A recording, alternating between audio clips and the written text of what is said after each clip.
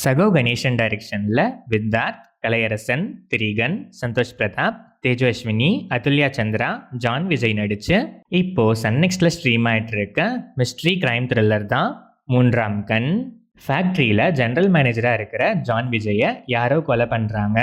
இந்த மர்டருக்கான பாசிபிள் அக்யூஸ்ட்ஸ் வித்தார்த், கலையரசன், திரிகன், தேஜு அஸ்வினி இவங்க 4 பேர் தான் ஸ்டார்டிங்லேயே சொல்லிடுறாங்க.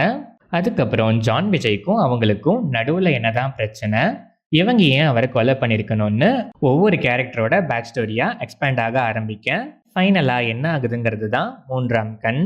இந்த படத்தோட run time 1 hour and 55 minutes. படம் ஆரம்பிச்சதே ஒரு கிளீஷேடான வாய்ஸ் ஓவரில் தான் ஸ்டார்ட் ஆச்சு. அந்த வாய்ஸ் ஓவர்லேயே இவங்க 4 பேரில் யாரோ ஒருத்தர் தான் கொலை பண்ணியிருக்காங்கன்னு சொல்லி தான் ஸ்டார்ட் பண்ணுறாங்க. அதுக்கப்புறம் ஒவ்வொருத்தராக ஜான் விஜய்க்கும் அவங்களுக்கும் என்ன கான்ஃப்ளிக்ட்னு எக்ஸ்பிளைன் பண்ண ஆரம்பிக்கிறாங்க. அதை நல்லா பண்ணியிருந்தா கூட மேபி ஒரு டீசெண்டான படமாக இருந்திருக்கும். ஆனால் அதுவே ரொம்ப மொக்கையாக தான் இருந்துச்சு. மர்டருக்கு பாசிபிளான அக்யூஸ்டாக காமிச்ச 4 பேரில் ஒருத்தருக்கு அவர் இறந்து 2 நாளுக்கு அப்புறம் தான் அவர் இறந்ததே தெரியுங்கிற மாதிரி போர்ட்ரே பண்ணியிருக்காங்க. எண்டிங்கில் யார் கொலை பண்ணாங்கிறதையும் சொல்லாமல் ஓப்பன் எண்டிங்காக நீங்கள் கண்டுபிடிச்சிருப்பீங்கன்னு நம்புறோன்னு முடிச்சிருக்காங்க. நமக்கு அது தெரியும்னாலும் என்னடா பண்ணி வச்சிருக்கீங்கன்னு தான் இருந்துச்சு. கலையரசன் போர்ஷன் கம்பேரிட்டிவ்லி டீசெண்டாக இருந்துச்சு. பெர்ஃபார்மன்ஸுமே நல்லாவே இருந்துச்சு.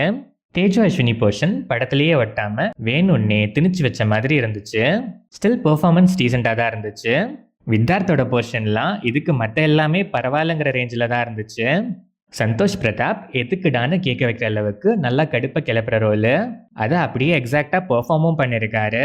அதுல்யா சந்திரா சப்போர்ட்டிங் ஆர்டிஸ்டாக நல்லாவே சப்போர்ட் பண்ணியிருக்காங்க.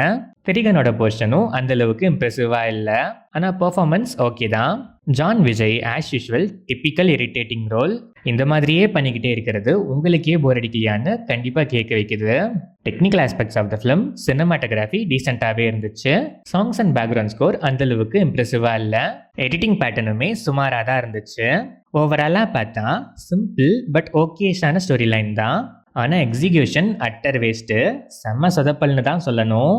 காமிச்ச 4 பேருக்குமே நல்லா கான்ஃப்ளிக்ட் டிசைன் பண்ணி ஹைப்பர் லிங்காக கரெக்டாக ப்ரெசென்ட் பண்ணியிருந்தா அட்லீஸ்ட் இந்த படம் ஒரு டீசெண்டான படமாகவாச்சும் வந்திருக்கும்.